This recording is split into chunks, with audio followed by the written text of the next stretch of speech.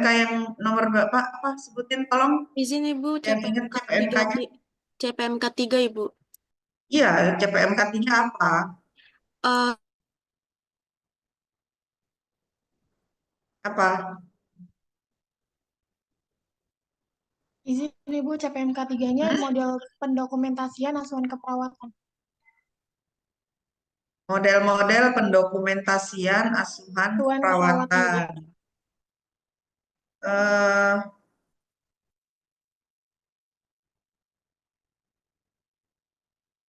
oke, ya saya share screen ya.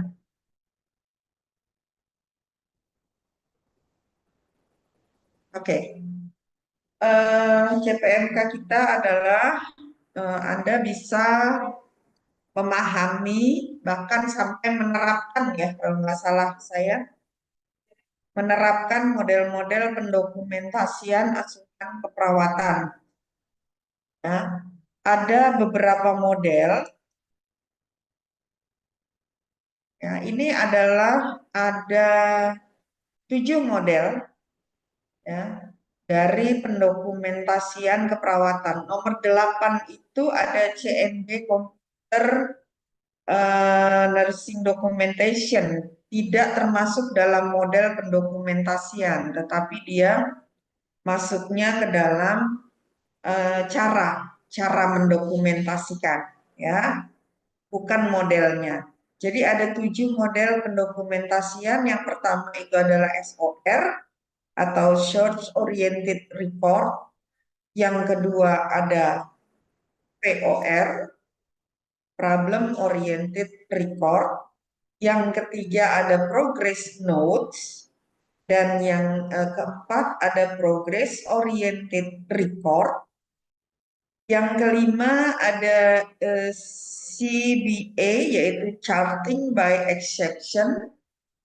Dan yang keenam ada PIE atau Problem Intervention and Evaluation.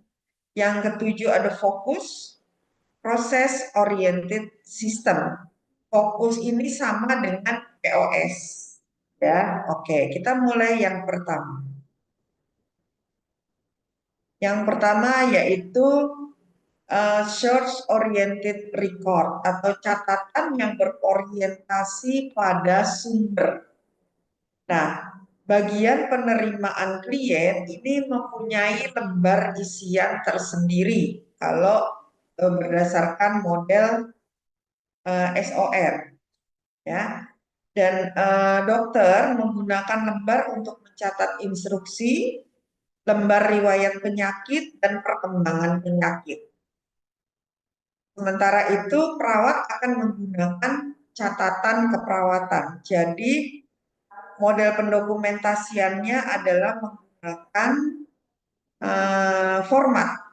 format yang disesuaikan dengan profesi masing-masing. Ya, jadi multidisiplin lain juga mempunyai catatan masing-masing. Misalnya ahli gizi, dia punya lembar tersendiri untuk mencatatnya, dan perawat juga menggunakan lembar catatan keperawatan tersendiri. Ya. Kemudian catatan yang berorientasi pada sumber ini atau SOR ini terdiri dari 5 komponen. Yang pertama adalah lembar penerimaan yang berisi biodata pasien. Yang kedua adalah lembar order atau instruksi dokter. Yang ketiga lembar riwayat medik atau penyakit. Yang keempat ada catatan perawat atau catatan keperawatan. Ya, baik itu untuk intervensi, untuk diagnosa, untuk intervensi, maupun sampai kepada evaluasi. Nah, ini sayangnya untuk kelas kalian, angkatan kalian ini, mata kuliah metodologi keperawatan, aduh banyak banget. Iya, mata kuliah metodologi keperawatan sejalan dengan mata kuliah dokumentasi ya. Harusnya kan Anda tuntas dulu metodologi keperawatan.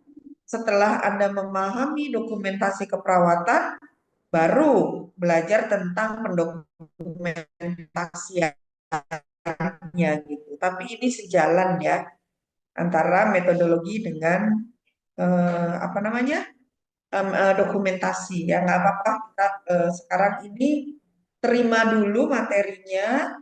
Nah, begitu nanti di tahap per tahap dari eh, metodologi keperawatan atau proses keperawatan mulai dicari benang merahnya ya. Oke, ini nggak kelihatan ya. Ya, nah ini contoh ya. Contoh catatan keperawatan yang bersumber yang berorientasi pada sumber atau SOR. Ya, contohnya seperti ini. Ada tanggal, bulan, tahun, ya, ada waktu ini, waktu tindakan ini maksudnya jam, sumbernya dari siapa, catatan perkembangannya apa. Ya, misalnya meliputi pengkajian, identifikasi masalah, rencana tindakan, intervensi, dan sebagainya. Ya, ditulis di sini sumbernya. D ini dokter, F ini fisioterapi. Ya, ini contoh eh, catatan atau format model pendokumentasian yang berorientasi pada sumber. Ya. Nah, apa sih keuntungan kita menggunakan model SOR ini? Ya, keuntungannya adalah satu, menyajikan data secara berurutan dan mudah diidentifikasi. Kemudian yang kedua, memudahkan perawat untuk secara bebas bagaimana informasi itu akan dicatat. Ya, karena lebih fleksibel formatnya. Kemudian yang ketiga, format dapat menyederhanakan proses pencatatan masalah, kejadian yang ada atau diagnosa ya, perubahan, intervensi dan respon klien atau hasil yang sudah dicapai. Ya, ini keuntungan menggunakan SOR. Ya. Kemudian kerugiannya, yang pertama akan beresiko atau berpotensi terjadinya pengumpulan data yang terpisah karena tidak berdasarkan urutan waktu. Kenapa? Misalnya di sini nih, ya, tanggal 23 bulan 1 2025. Waktunya pukul 8.00, sumbernya perawat. Pengkajiannya yang pertama suhu 38 derajat Celcius. Kemudian nadi 100 kali per menit. Tindakannya dilakukan kompres hangat. Nah, untuk mengevaluasi kompres nanti dicatatnya itu bukan di format ini karena sudah diisi oleh profesi lain. Tapi di halaman berikutnya. Jadi terpisah antara hasil pengkajian, perencanaan, dan evaluasi. Catatannya akan terpisah. Ya, itu satu kerugiannya. Karena tidak berdasarkan urutan waktu. Nah, tadi kan sudah diselang ya oleh profesi lain gitu. Yang kedua, kerugiannya adalah kadang-kadang mengalami kesulitan untuk mencari data sebelumnya. Ya, kenapa? Karena sudah terselang oleh profesi lain gitu. Ya, kalau kita mau mengevaluasi, mau mencatat tadi berapa ya suhunya, kita harus buka dulu sehingga takes time ya. Yang ketiga, superficial pencatatan tanpa data yang jelas. Ya, artinya karena data pengkajian sampai dengan evaluasi menjadi satu baris. Ya, kalau kita lihat di sini kan satu baris nih, yang sumbernya perawat ya, sehingga kita nggak bisa memasukkan data secara detail. Ya, akibatnya yang kita tampilkan hanya data-data yang sifatnya superficial atau data-data lebih kepada data objektif saja, bukan subjektif yang secara detail, ya. Oke. Kemudian yang ketiga, yang keempat, memerlukan pengkajian data dari beberapa sumber untuk menentukan masalah dan tindakan kepada klien, ya. Kalau kita lihat di sini yang mengkaji perawat, nah untuk bisa merumuskan diagnosa keperawatan, kita harus mencari data objektif, data penunjang, misalnya hasil lab. Ya, hasil lab itu dicatat pada baris yang berbeda tadi yang profesi lain.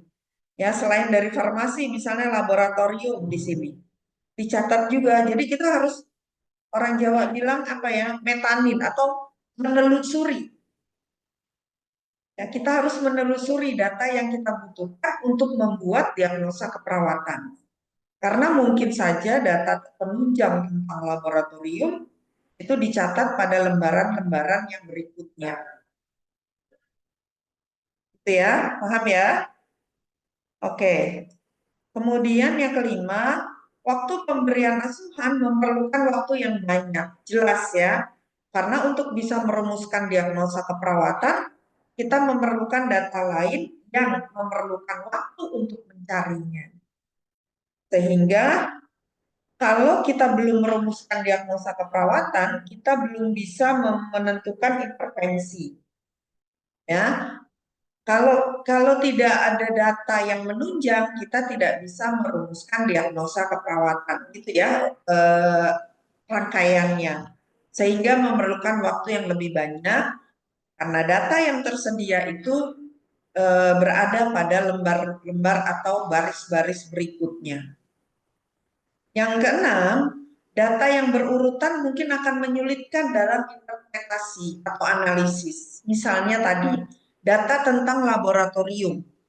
Ya, itu ditulisnya misalnya di sini tanggal 23 bulan 1 2025 pukul 11. Nah, orang laboratorium karena sudah menuliskannya itu di tanggal 25, maka di bawahnya dia akan nulis lagi tanggal 25. Ya, pencatatan ini kemungkinannya tidak setiap hari dilakukan oleh profesi lain. Sehingga akan menyulitkan untuk melakukan interpretasi. Ya, dan yang tidak kalah pentingnya adalah dengan menggunakan model ini, maka perkembangan klien ini akan sulit untuk dimonitor. Oke, itu untuk model yang pertama. Kalau ada pertanyaan boleh langsung raise hand ya. Model yang kedua, problem oriented record atau catatan yang berorientasi pada masalah. Model ini memusatkan data tentang klien, didokumentasikan dan disusun menurut masalah klien. Ya, jelas ya, karena berorientasi pada masalah. Kemudian dokumentasi jenis ini mengintegrasikan semua data mengenai masalah yang dikumpulkan baik oleh dokter, perawat, atau tenaga kesehatan lain yang terlibat dalam pemberian layanan kepada klien. Ya, semuanya campur aduk jadi satu. Nah, model dokumentasi ini akan terdiri dari data dasar. Data dasar itu berisi semua informasi yang telah dikaji dari klien ketika pertama kali masuk rumah sakit. Data dasar mencakup pengkajian keperawatan, riwayat penyakit atau kesehatan, pemeriksaan fisik, pengkajian ahli gizi, dan hasil laboratorium. Ini masuk ke dalam data dasar. Kemudian, data dasar yang terkumpul selanjutnya digunakan sebagai sarana mengidentifikasi masalah klien. Ya, nah, yang berikutnya, kalau tadi kan adalah data dasar, yang berikutnya adalah daftar masalah. Setelah terkumpul data dasar, kemudian ada daftar masalah. Daftar masalah berisi tentang masalah yang telah teridentifikasi dari data dasar yang tadi, dan selanjutnya masalah disusun secara kronologis sesuai dengan identifikasi masalah. Daftar masalah ditulis pertama kali oleh tenaga kesehatan yang pertama bertemu dengan klien atau orang yang diberi tanggung jawab. Ya, jadi kalau kita bicara orang yang diberi tanggung jawab itu misalnya DPJP atau primary nurse gitu ya, perawat primer ya. Nah, daftar masalah ini dapat mencakup masalah fisiologis, psikologis, sosiokultural, spiritual, tumbuh kembang, ekonomi dan lingkungan ya. Dan daftar ini berada pada bagian depan status klien dan tiap masalah diberi tanggal, nomor, dirumuskan, dicantumkan nama orang yang menemukan masalah tersebut. Ya, nanti kita bicara di pertemuan berikutnya aspek legal, ya aspek legal pendokumentasian, bagaimana cara menuliskan dan merumuskannya atau cara mendokumentasikan daftar masalah ini ya. Oke. Ini contoh ya format yang berdasarkan daftar masalah ya. Tanggal, nomor, masalah klien diidentifikasi oleh siapa, nama jelas, tanda tangan, keterangannya apa. Nah, ini format. Kemudian ini contoh penulisannya ya. Tanggal 12 bulan 5 2007 nomor 1 CVA mengakibatkan hemiplegi kanan dan lemah pada sisi kiri tubuh. Ya, itu kemudian defisit perawatan diri, gangguan mobilisasi fisik, inkontinensia total, disfagia progresif, gangguan penyelesaian hubungan. Ya, ini merupakan masalah yang diidentifikasi secara bersamaan pada tanggal 12 bulan 5. Siapa yang mengidentifikasi? Ada dokter Anda, ada nurse Siva, ada nurse Nela, ada nurse Meta, ada dokter Alvin. Ya, mungkin dokter Alvin ini adalah yang gangguan penyesuaian. Ya, gangguan penyesuaian atau inkontinensia total. Disfagia progresif. Ini adalah diagnosa medis ya. Jadi yang menulis adalah dokter. Ya, dan nurse Siwi. Ya, ini contoh pendokumentasian berdasarkan daftar masalah. Nah, yang ketiga, tadi yang pertama di model ini yang pertama ada data dasar, kedua daftar masalah, yang ketiga adalah daftar awal rencana asuhan. Daftar awal rencana asuhan ini ditulis oleh tenaga yang menyusun daftar masalah. Jadi, kalau kita lihat contoh ini, yaitu defisit perawatan diri, ini disusun oleh Nursifa. Yang membuat daftar awal rencana juga harus adalah Nursifa. Gitu. Ya. Dan dokter menulis instruksi atau program medis. Sedangkan perawat menulis instruksi keperawatan atau rencana keperawatan. Ya, oke. Dua model sudah. Ini perencanaan awal terdiri dari 3 bagian, yaitu diagnostik dokter, di mana dokter harus mengidentifikasi pengkajian diagnostik yang perlu dilakukan terlebih dahulu, ditulisnya di dalam perencanaan ya atau instruksi, kemudian menetapkan prioritas untuk mencegah duplikasi tindakan, koordinasi pemeriksaan untuk menegakkan diagnostik. Ya, contohnya begini. Bukan, ini problem oriented report. Ya, berdasarkan masalah ini. Contohnya gini. Ya. Oke, dua model sudah. Ada pertanyaan, silakan. Sebentar saya minum dulu ya.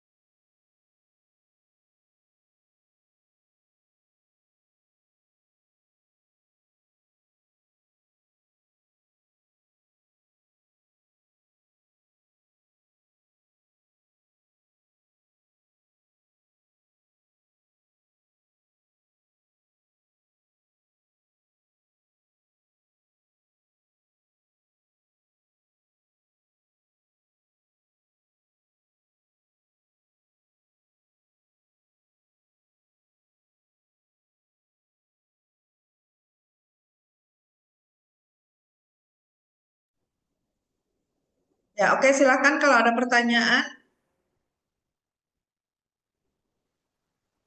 Belum ada? Kalau belum ada, kita lanjutkan ya. Yang nomor 2, ini yang pertama tadi kan dokter harus meneruskan diagnostik dokter. Yang kedua, dokter harus membuat usulan terapi, ya, yaitu menginstruksikan terapi khusus berdasarkan masalah, misalnya pengobatan, kegiatan yang boleh atau tidak boleh dilakukan, diet atau penanganan khusus, dan observasi yang harus dilakukan. Jika masalah awal diagnosa keperawatan, perawat dapat menyusun urutan usulan tindakan asuhan keperawatan. Ya. Kalau masalah awalnya adalah diagnosa keperawatan, yang harus menulis duluan itu juga adalah perawat. Ini misalnya ini kan yang pertama yang menulis ini kan medis ya, diagnosa medis. CVA mengakibatkan hemiplegia kanan dan lemah pada sisi kiri tubuh. Ini diagnosa medis. Jadi yang harus menuliskan rencana awalnya adalah dokter gitu.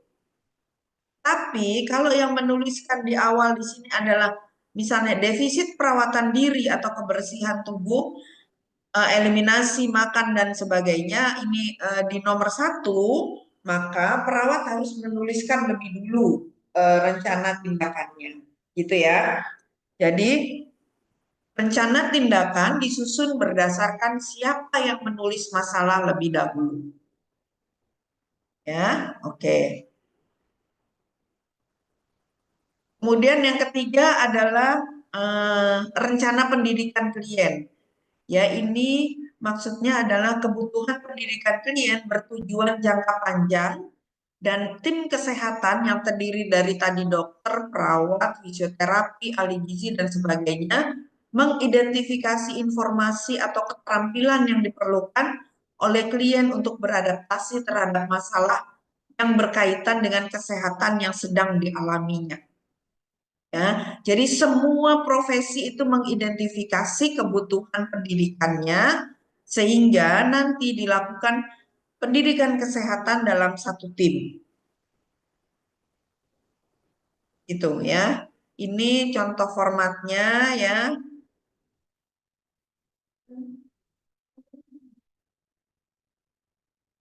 Dan ini catatan perkembangannya atau progress note. Oh, ini yang keempat, model yang keempat, progress note. Oke, sebelum kita lanjut, ada pertanyaan?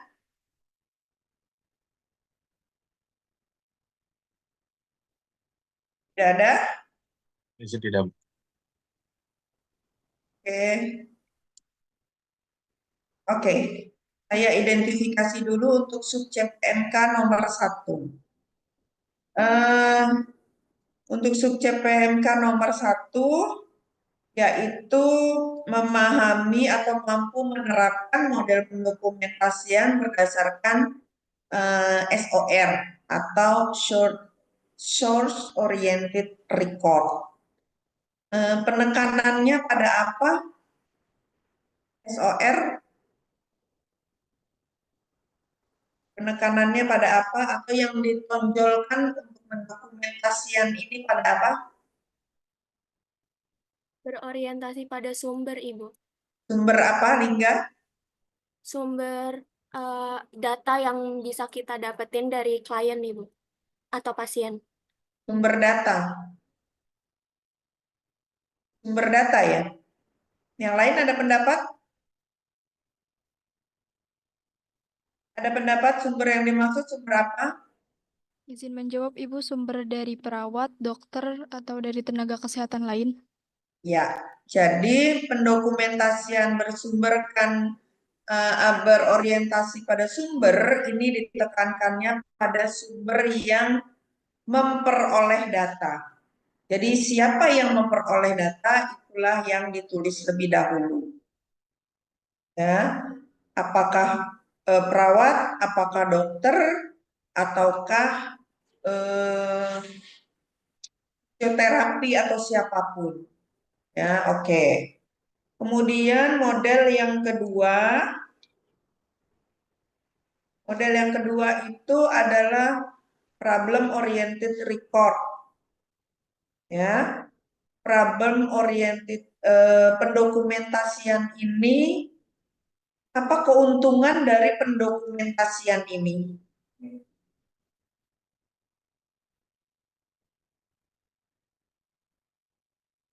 Ada yang bisa jawab apa keuntungan pendokumentasian problem oriented record POR?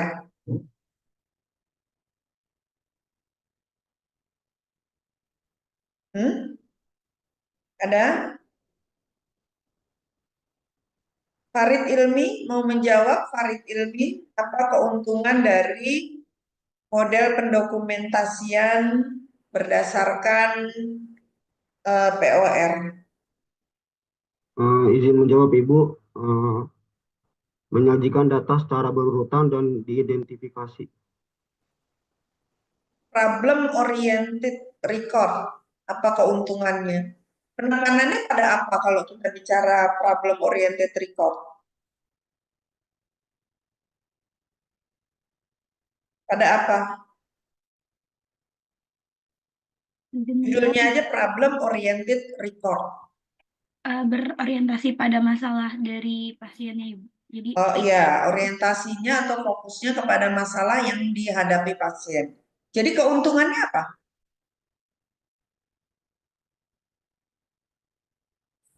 Izin Ibu, kalau dari Ya. saya mungkin ya tenaga medisnya itu bisa lebih fokus sama pasien, terus juga komunikasinya lebih efektif. Tenaga kesehatan ya. Tenaga kesehatan itu atau karena masalah pasien teridentifikasi secara rinci dari semua tenaga kesehatan, maka tenaga kesehatan akan lebih mudah dalam melaksanakan perannya dalam mengatasi masalah pasien. Ya, oke. Kemudian ya ini daftar masalah.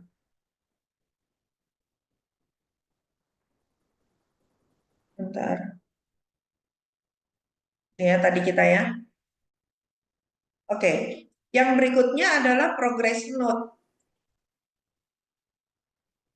atau catatan yang berisi perkembangan dari tiap-tiap masalah yang telah dilakukan tindakan. Ya, dan disusun oleh semua anggota yang terlibat dengan menambahkan catatan perkembangan pada lembar yang sama.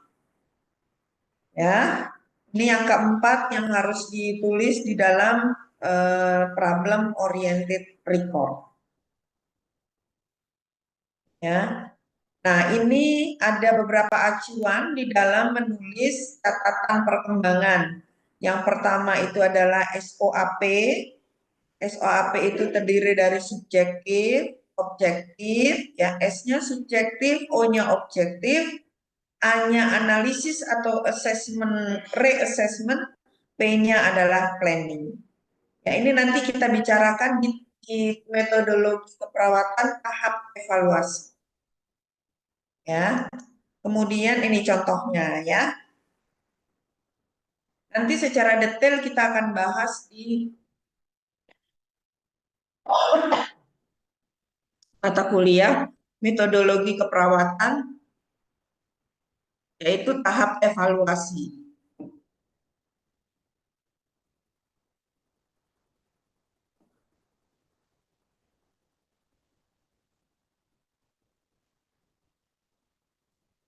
Nah, ini keuntungannya.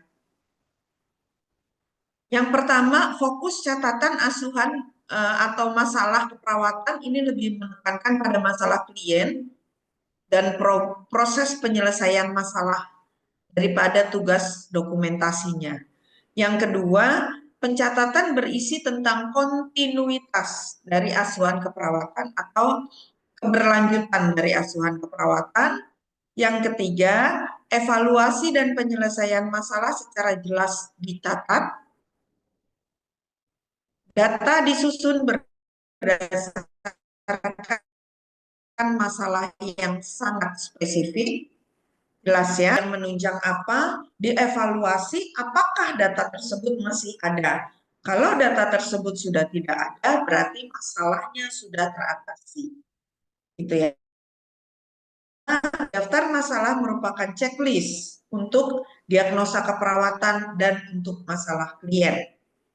Dan keenam, daftar masalah tersebut membantu mengingatkan perawat untuk suatu perhatian khusus terhadap masalah-masalah yang belum teratasi. Dan data yang perlu diintervensi dijabarkan dalam rencana tindakan keperawatan. Artinya, kalau data-data yang di awal masih ada, berarti masalah itu belum teratasi, sehingga perawat perlu merencanakan intervensi berikutnya untuk mengatasi masalah klien. Ya, ini keuntungan menggunakan catatan tadi.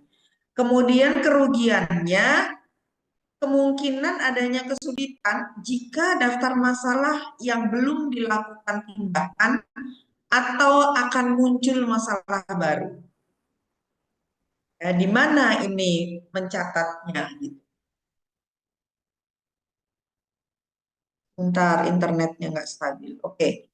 Yang kedua, dapat menimbulkan kebingungan jika setiap hal harus dalam daftar masalah Swappier.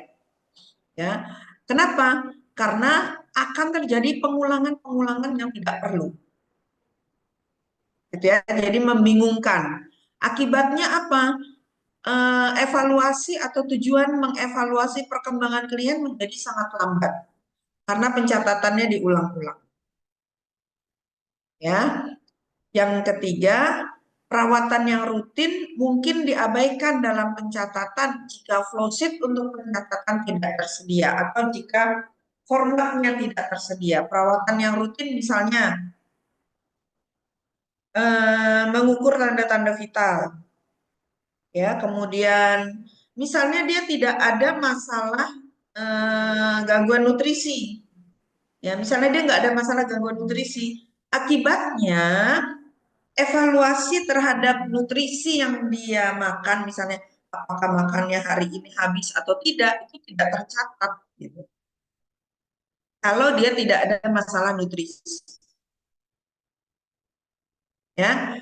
Nih, dia tidak ada masalah nutrisi, nggak ada diagnosa nutrisi. Tapi ketika dilihat makan siangnya hanya setengah porsi, itu bingung mau ditulisnya di mana. Itu kelemahannya. Ya, paham ya? Kan yang ditulis itu hanya yang sesuai dengan diagnosa keperawatan. Kalau dia tidak ada masalah nutrisi, tapi kemudian tiba-tiba perawat menemukan data bahwa makan siangnya hanya setengah porsi, itu bingung mau nyatetnya di mana. Karena di Swappier itu hanya yang berkaitan dengan diagnosa keperawatan saja, gitu ya. Oke, kerugiannya yang keempat adalah dalam SOAP, P-nya di dalam SOAP ini mungkin terjadi duplikasi dengan rencana tindakan keperawatan atau intervensi, karena isinya adalah planning. Ya. Oke, kemudian ini pedoman penulisannya, nanti bisa kita bahas di yang berikutnya ya. Oke. Nih pedomannya ya, rujuk pada daftar masalah, beri tanda setiap catatan SOAP, kemudian beri pemisah catatan SOAP, masukkan data yang relevan saja. Nah, karena hanya memasukkan data yang relevan terhadap masalah yang spesifik, contoh yang tadi saya sampaikan, nggak ada dia diagnosa keperawatan tentang nutrisi, tapi ketika perawat mengevaluasi makan siangnya ternyata hanya habis setengah. Nah itu bingung mau ditulis di mana karena dia nggak ada masalah dengan diagnosa keperawatan nutrisi gitu. Kemudian yang kelima, masalah yang belum pasti harus didaftar dicatatkan sementara dan tuliskan data subjektif apa adanya. Ya, ini masih pedomannya. Jika terjadi kebimbangan dalam pengkajian keperawatan, pergunakan diagnosa keperawatan sebagai kesimpulan keadaan klien. Ya. Yang kedelapan, catatan SOAP menyediakan informasi tentang keadaan fisik, status pendidikan klien, dan status penyakit klien. Ini maksudnya status kebutuhan pendidikan klien, ya, edukasi klien.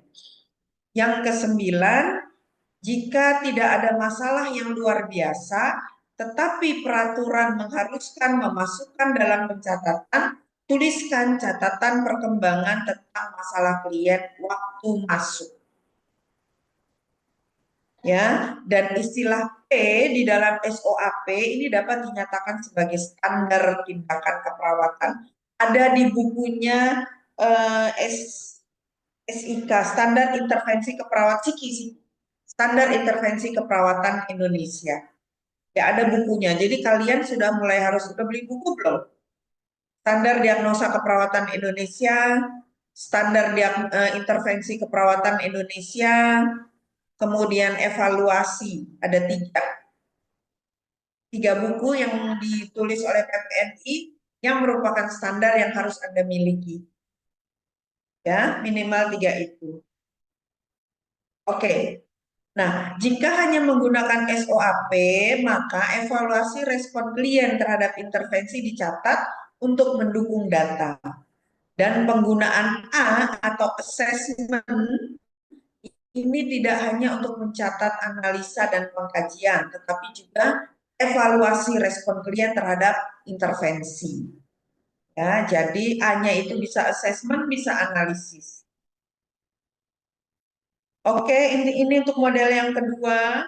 Ada pertanyaan, silakan. Kalau tidak ada, saya lanjut ya. Model yang ketiga yaitu model progress oriented record, yaitu catatan berorientasi pada perkembangan atau kemajuan. Ada 3 jenis catatan perkembangan. Yang pertama catatan perawat, yang kedua flow sheet, dan yang ketiga adalah catatan pemulangan atau ringkasan rujukan atau discharge planning. Ya. Nah, ketiga jenis ini digunakan baik pada sistem dokumentasi yang berorientasi pada sumber maupun berorientasi pada masalah. Tiga ini bisa digunakan. Yang tadi ya, yang model A, model B bisa menggunakan 3 jenis catatan ini. Ya. Yang pertama kita bahas adalah catatan keperawatan.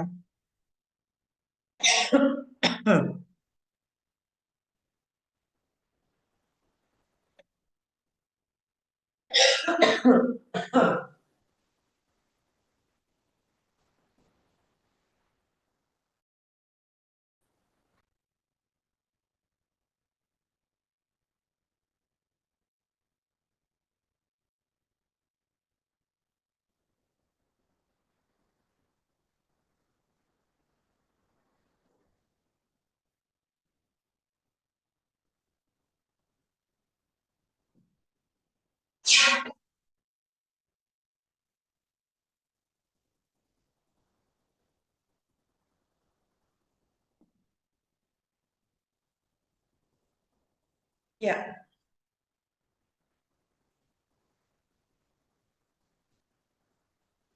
Nah, yang pertama itu adalah catatan perawatan yang harus ditulis tiap 24 jam. Meliputi informasi tentang pengkajian berbagai tenaga keperawatan tentang klien. Ya, tenaga keperawatan yang dimaksud di sini adalah apakah dia nurse, apakah dia spesialis, apakah dia D3. Ya, kemudian catatan tentang tindakan keperawatan yang bersifat mandiri. Yang berikutnya adalah tindakan keperawatan yang bersifat pendelegasian. Dari nurse spesialis ke nurse, dari nurse ke D3, apa saja yang didelegasikan. Kemudian, evaluasi keberhasilan tiap tindakan keperawatan. Yang tidak kalah pentingnya adalah tindakan yang dilakukan oleh dokter, tetapi mempengaruhi tindakan keperawatan.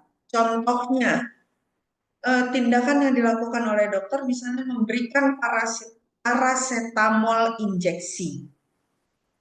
ya atau oral itu akan mempengaruhi tindakan keperawatan pemberian kompres ketika pasien mengalami demam. Gitu. Paham ya? Contohnya ya. Jadi semua tindakan yang dilakukan oleh dokter tetapi bisa mempengaruhi tindakan keperawatan itu dicatat di dalam catatan keperawatan. Ya, salah satu contohnya adalah pemberian obat-obatan. Ya, misalnya pasien mengalami demam, perawat melakukan kompres hangat. Kemudian dokter memberikan paracetamol, baik itu secara oral maupun secara injeksi, maka itu harus dicatat di catatan keperawatan. Karena pemberian paracetamol baik oral maupun injeksi mempengaruhi tindakan mandiri perawat yaitu pemberian kompres. Oke, kemudian kunjungan berbagai anggota tim kesehatan. Maksud kunjungan di sini adalah apakah tenaga kesehatan tersebut memberikan intervensi, itu yang dicatat. Ya, misalnya fisioterapi, melakukan ROM, ya itu dicatat dilakukan ROM oleh fisioterapi pada tanggal sekian jam sekian sampai dengan jam sekian. Gitu. Ya, ini yang tertulis di catatan keperawatan. Kemudian yang kedua, lembar alur atau flow sheet. Ya, tadi ada 3 ya. Ada catatan keperawatan, ada flow sheet, dan catatan pemulangan. Ini catatan keperawatan. Apa saja yang harus ditulis di catatan keperawatan pada model pendokumentasian progress oriented report. Ya. Setelah catatan keperawatan, yang kedua adalah lembar alur atau flow sheet. Nah, flow sheet ini memungkinkan perawat untuk mencatat hasil observasi atau pengukuran yang dilakukan secara berulang yang tidak perlu ditulis secara naratif. Misalnya suhu tubuh tadi. Ya, di dalam flow sheet itu sudah ada semacam diagram tabel sehingga perawat hanya tinggal menulis titiknya, suhunya berapa gitu. Jadi nggak ditulis angkanya. Sudah terdapat angka nanti tinggal ditulis ya. Kemudian termasuk data klinik tentang TTV, ya, berat badan, jumlah masukan dan keluaran cairan. Ini nggak perlu ditulis ulang secara naratif, hanya diberi titik di dalam flow sheet tersebut.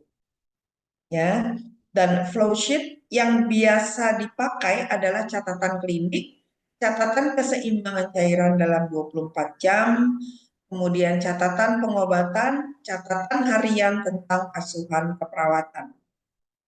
Ya. Oke, itu untuk yang kedua. Yang ketiga, yang harus ditulis dari model progress oriented record adalah tentang pemulangan dan ringkasan rujukan.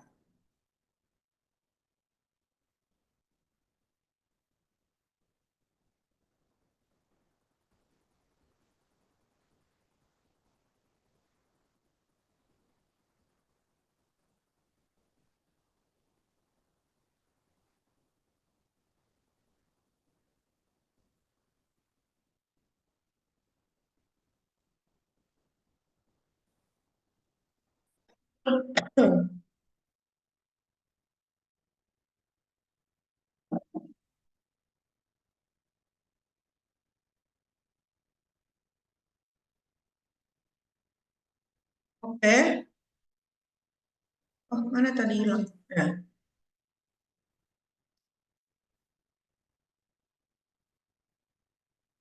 Ini catatan pemulangan dan ringkasan rujukan dipersiapkan ketika klien akan dipulangkan atau dipindahkan pada tempat perawatan lainnya guna perawatan lanjutan. Kemudian penulisan dokumentasi pemulangan meliputi masalah kesehatan yang masih aktif, maksudnya masih ada ya. Kemudian pengobatan terakhir, penanganan yang masih diteruskan, kebiasaan makan dan istirahat, kemampuan untuk asuhan mandiri, jaringan dukungan, pola atau gaya hidup, dan agama. Nah, pencatatan pemulangan klien ditujukan untuk tenaga kesehatan yang akan meneruskan home care dan juga informasi pada klien. Oke. Apa begini ya?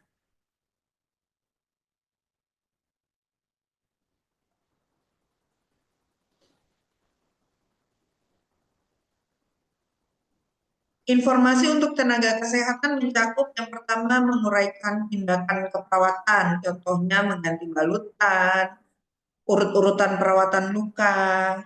Ya, yang kedua menguraikan informasi yang disampaikan kepada klien, apa saja yang perlu disampaikan. Yang ketiga, menguraikan kemampuan klien dalam melakukan keterampilan tertentu. Kemudian yang keempat, menjelaskan keterlibatan anggota keluarga dalam asuhan di rumah. Dan yang kelima, menguraikan sumber-sumber yang diperlukan di rumah. Informasi untuk klien ini hendaknya menggunakan bahasa yang singkat, jelas, dan mudah dipahami, tidak menggunakan istilah-istilah medis atau kesehatan, menjelaskan langkah-langkah prosedur tertentu, misalnya cara menggunakan obat di rumah, ya, perlu memberi petunjuk tertulis dan sebagainya. Yang berikutnya mengidentifikasi tindakan pencegahan yang perlu diikuti ketika melakukan asuhan mandiri. Contohnya gini, langkah-langkah prosedur ini misalnya perawatan luka tadi ya, kan di sini ada contoh perawatan luka. Pertama, Bapak lakukan membuka plester atau pembalut, kemudian diusap dengan NaCl, upayakan menggunakan kasa steril dan tangan dalam kondisi sangat bersih. Kemudian yang berikutnya adalah memberikan atau menutup kembali luka dengan kasa tetap steril dan dijaga sterilitas kasa gitu ya. Misalnya bapaknya tidak paham, Bapak boleh datang ke puskesmas untuk melakukan perawatan luka gitu. Ya, tapi kalau bapaknya paham untuk perawat pasiennya paham untuk perawatan luka, boleh dilakukan sendiri di rumah. Ya, itu contohnya. Kemudian mengidentifikasi tindakan pencegahan yang perlu dilakukan, yang perlu diikuti ketika melakukan asuhan mandiri. Ya, contoh tadi pencegahan infeksi misalnya supaya mempercepat sembuh luka Bapak, maka di rumah Bapak harus makan makanan yang bergizi, tinggi protein gitu ya. Kemudian memeriksa tanda dan gejala komplikasi yang perlu dilaporkan kepada dokter. Misalnya, Pak, kalau Bapak menemukan luka Bapak menjadi lebih tambah nyeri, menjadi kemerahan dan keluar cairan kekuningan, Bapak harus kembali ke dokter. Gitu ya. Kemudian memberikan daftar nama dan nomor telepon tenaga kesehatan yang dapat dihubungi. Tapi saya nggak tahu ini di Indonesia bisa nggak begini ya.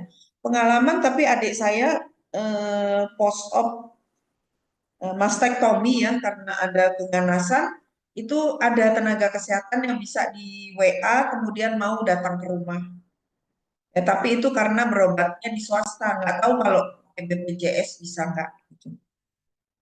Ya, oke. Ini untuk yang ketiga yaitu progress report oriented. Ya, kemudian yang keempat yaitu charting by exception atau CBA.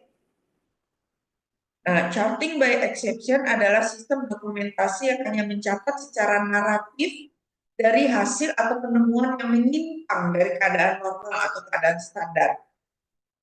Nah, keuntungan dari CBA ini mengurangi penggunaan waktu untuk mencatat, sehingga banyak waktu yang digunakan untuk asuhan langsung kepada klien. Ya, karena hanya yang menyimpang yang dicatat, sehingga nggak memerlukan waktu pencatatan yang lebih banyak. Nah, CBA ini mengintegrasikan dua komponen kunci. Yang pertama adalah flowsheet yang berupa kesimpulan penemuan yang penting, dan yang kedua adalah dokumentasi yang dilakukan berdasarkan standar praktik keperawatan. Ya, mudah-mudahan Bu Dina sudah menyampaikan ya apa saja standar-standar praktik keperawatan dan di mana dasar hukumnya. Ya. Kemudian keuntungan tersusunnya standar minimal untuk pengkajian dan intervensi. Data yang tidak normal nampak jelas, data yang tidak normal secara mudah ditandai dan dipahami. Kemudian data normal atau respon yang diharapkan tidak mengganggu informasi lain. Dan yang keempat, keuntungannya adalah menghemat waktu karena catatan rutin dan observasi tidak perlu dituliskan. Ya, jadi bisa save time untuk perawat. Keuntungan kelima adalah pencatatan dan duplikasi dapat dikurangi. Data klien dapat dicatat pada format klien secepatnya dan informasi terbaru dapat diletakkan pada tempat tidur klien. Maksudnya di bagian dari tempat tidur klien sehingga tidak sulit untuk mencarinya. Dan yang kedelapan, jumlah halaman lebih sedikit digunakan dalam dokumentasi. Yang kesembilan, rencana tindakan keperawatan disimpan sebagai catatan yang permanen. Sementara itu, kerugiannya, pencatatan secara narasi ini kan sangat dikit ya. Jadi sangat tergantung pada checklist atau daftar. Sehingga semakin banyak membuat daftar yang perlu kita checklist. Itu kerugiannya. Kemudian yang kedua, kemungkinan ada pencatatan yang masih kosong atau tidak ada. Jadi kemungkinan ada daftar checklist yang nggak kita gunakan gitu, karena kita nggak ketemu di pasiennya. Ya. Dan yang ketiga, pencatatan rutin ini sering diabaikan. Contohnya tadi yang nutrisi. Ya, ternyata ketemu nih makannya cuma habis setengah porsi gitu. Nah, karena tidak ada di dalam format checklistnya maka nggak dicatat. Ya, itu kerugian. Kemudian adanya pencatatan kejadian yang tidak semuanya didokumentasikan, ya, terutama yang tidak ada di dalam daftar checklist ini. Dan kerugian yang kelima adalah tidak mengakomodasikan pencatatan disiplin ilmu lain, hanya keperawatan saja yang bisa tertuang. Yang keenam, dokumentasi proses keperawatan tidak selalu berhubungan dengan adanya suatu kejadian atau masalah klien. Ya, karena hanya data-data penting yang dibuat checklist. Jadi, asuhan keperawatan atau pencatatannya tidak komprehensif. Ya. Pedoman penulisan CBA-nya, data dasar dicatat untuk setiap klien dan disimpan sebagai catatan yang permanen. Daftar diagnosa keperawatan disusun dan ditulis pada waktu masuk rumah sakit dan menyediakan daftar isi untuk semua diagnosa keperawatan.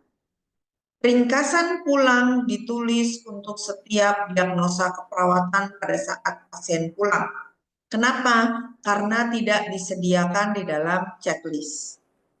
Soapier digunakan sebagai catatan respon klien terhadap intervensi melalui tempat tinggal klien. Artinya di mana klien tinggal dan dirujuk ke pelayanan kesehatan tingkat pertamanya.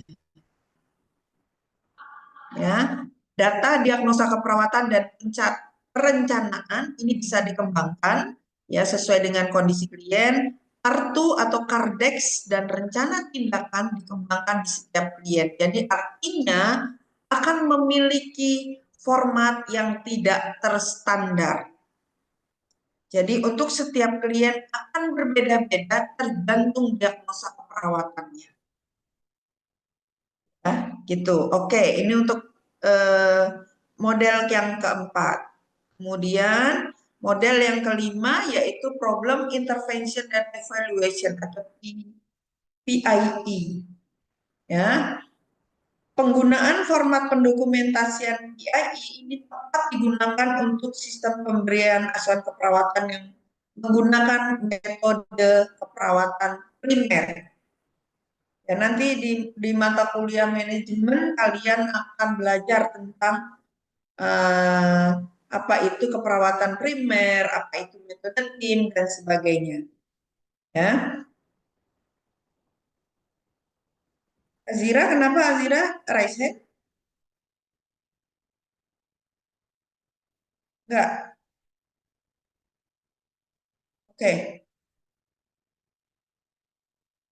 Pada keadaan klien yang akut, perawat primer dapat melaksanakan dan mencatat pengkajian waktu klien masuk dan pengkajian sistem tubuh serta diberi tanda PIA setiap hari. Setelah itu, perawat associate atau PA akan melaksanakan tindakan sesuai dengan yang telah direncanakan oleh perawat primer. Karakteristiknya, proses dokumentasi dimulai dengan pengkajian waktu klien masuk, diikuti pelaksanaan pengkajian sistem tubuh setiap pergantian jaga atau setiap shift. Ya, misalnya pergantian dari shift pagi ke shift siang, itu ditulis pengkajian sistem tubuhnya. Ya, dari shift siang ke shift malam, begitu juga. Kemudian data masalah hanya dipergunakan untuk asuhan keperawatan klien jangka waktu yang lama dengan masalah yang kronis. Intervensi yang dilaksanakan dan rutin dicatat dalam flow sheet, ya, yang rutin.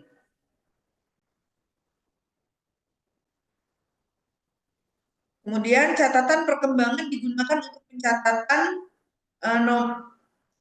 nomor intervensi, ya, nomor intervensi keperawatan yang spesifik berhubungan dengan masalah yang spesifik, langsung terhadap penyelesaian masalah ditandai dengan I atau intervensi, dan nomor masalah klien yang relevan dicatat. Keadaan klien sebagai pengaruh dari intervensi atau evaluasi dari intervensi, ya, ini bahasanya sulit banget, ini evaluasi aja lah. Evaluasi formatif,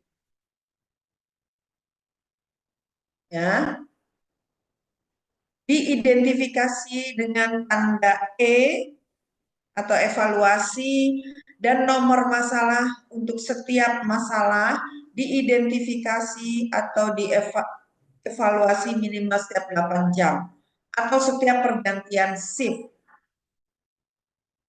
Ya, ini untuk PIE.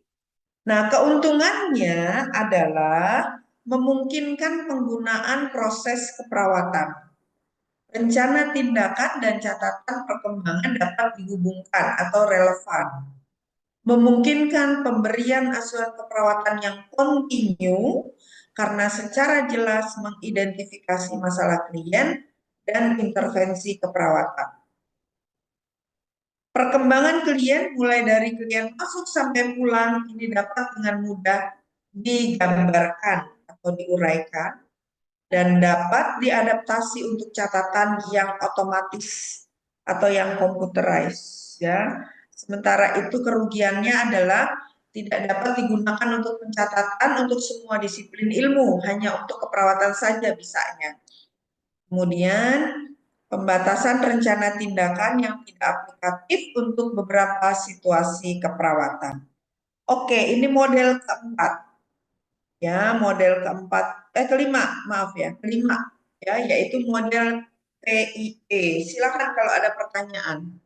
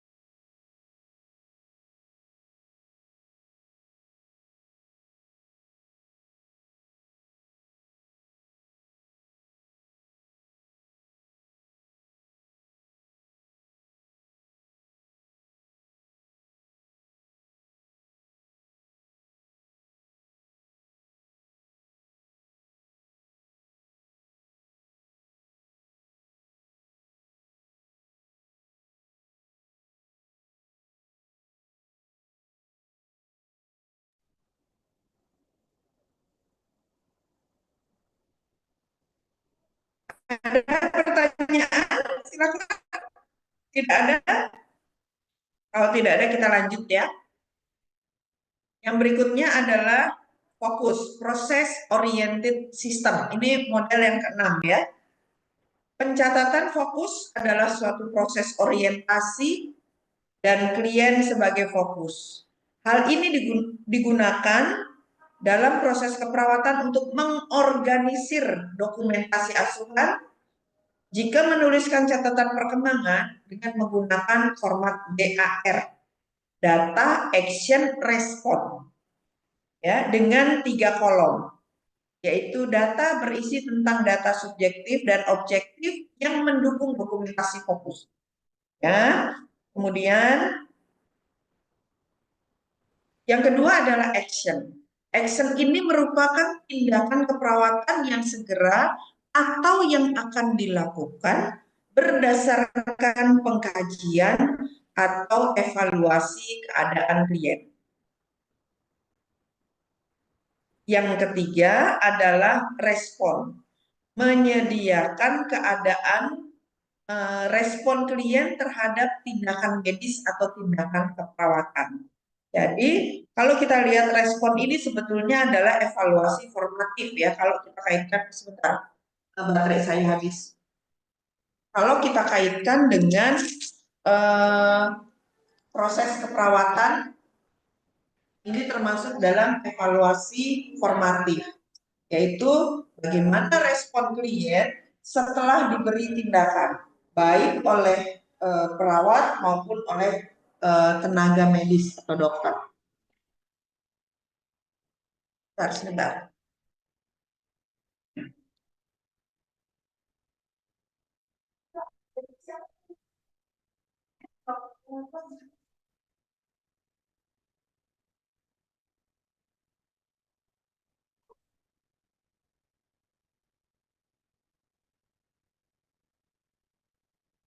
Aduh, oke.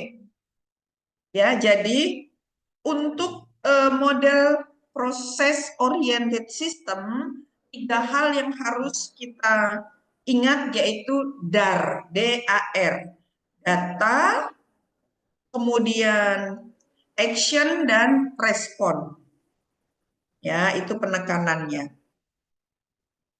Nah, penggunaan fokus ini dapat dipergunakan untuk penyusunan fungsi DAR sebagai kunci dan pedoman terhadap kewajiban dari orientasi proses perawatan.